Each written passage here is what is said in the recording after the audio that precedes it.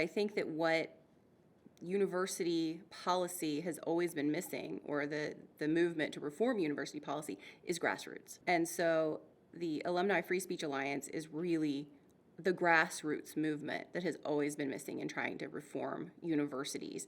And so when I saw that this was something that others were organizing, I jumped at the chance to be part of it. I think free speech is a really important issue right now, a very timely issue. There are a lot of groups who are working on it, both at the national level and local levels. And especially with what's going on in K-12, I think there's a heightened awareness of free speech and viewpoint diversity, specifically in educational situations.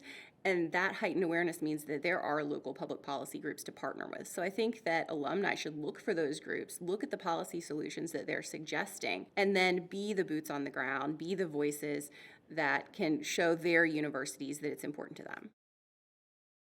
It really has given me a lot of hope for universities that we have a new stakeholder group, because for so many years, alumni were content to cut checks to their university and to really just pay attention to the sports teams and the new buildings and the beautiful campus and to their own kind of rose-colored memories of their times on campus, and not pay attention to the directions universities are now going in, to the problems on university campuses.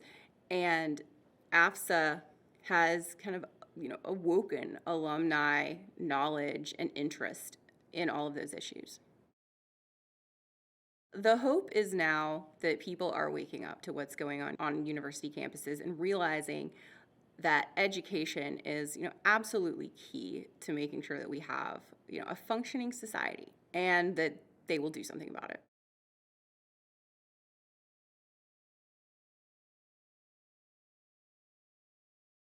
Well, I think that the partnership between the Martin Center and the UNC Chapel Hill AFSA group is a good example. We're complements. The Martin Center provides credible policy solutions that are well researched, that are professionally written, that tackle the critical issues in higher education. And the alumni groups provide the voices and the support explaining why these things are important to a stakeholder group that universities haven't traditionally listened to, but really should.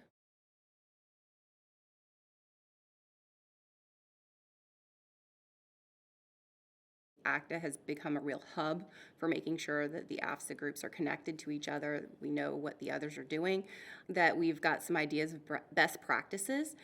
And I think they also are providing, some just really good organizational direction for AFSA, which as a grassroots group is really needed. I think that a lot of the people in the UNC AFSA group are just now realizing what a large problem free speech is nationwide. And I think that the information that ACTA has provided has opened their eyes to see that what's going on at UNC Chapel Hill is going on everywhere else. And actually, they've learned that our situation at Chapel Hill is not as bad as it is at other universities. So it's given them some really good perspective to understand where the opportunities lie at Carolina.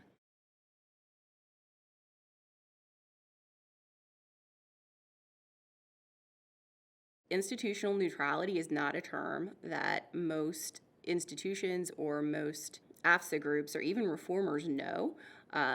It's from the 1967 Calvin Report, the same source as the Chicago Principles, which are much more well known. But I think that the principle that universities should not take a stand as a university on political topics is something novel. As far as I've been able to tell, Chicago and UNC Chapel Hill are the only schools that have made this a policy priority. And so I think right now we really just need a lot of spotlight on what it means and why it's important for universities.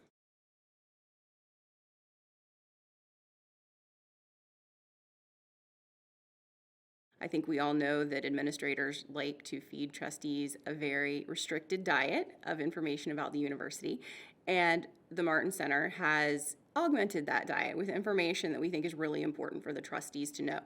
We point out not only the highlights of what's going well on campus, but the problems and the potential problems and the solutions. And so I think being those eyes and doing the journalism work, and then reporting it directly to trustees has given them the information they need, as well as the actual policy knowledge they need in order to take action.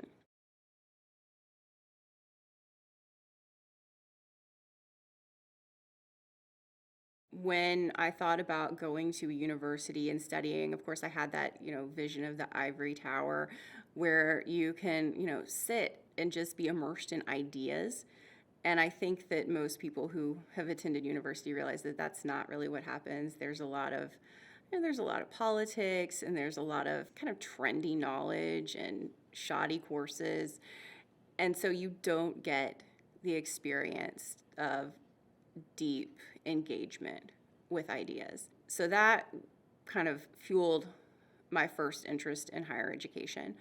But then later I realized the central role that free speech and open inquiry plays in allowing people to have that deep engagement. If you cannot have honest discussion, if you can't be allowed to follow ideas wherever they lead, then you can't have deep engagement. You can't have discovery and learning. And so I think that, free speech is essential to the educational mission. And that's gotten me where I am now.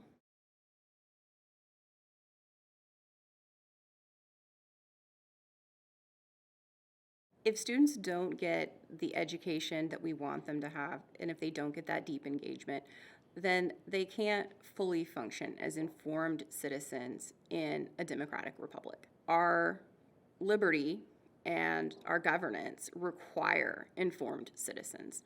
It's necessary to have a functioning democracy. And I think we're seeing now, and we've all seen the man on the street interviews, that students aren't learning the things that they need to learn in order to vote responsibly, engage responsibly, be part of civic discourse nationally and locally. And I think we're already seeing, what happens if we don't get this right. And so, the time has passed for a course correction.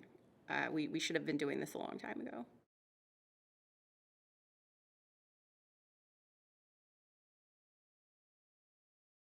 So if universities ignore alumni, first and foremost, they lose money, which we all know is what universities care about, at least the chancellors, that's what they care about.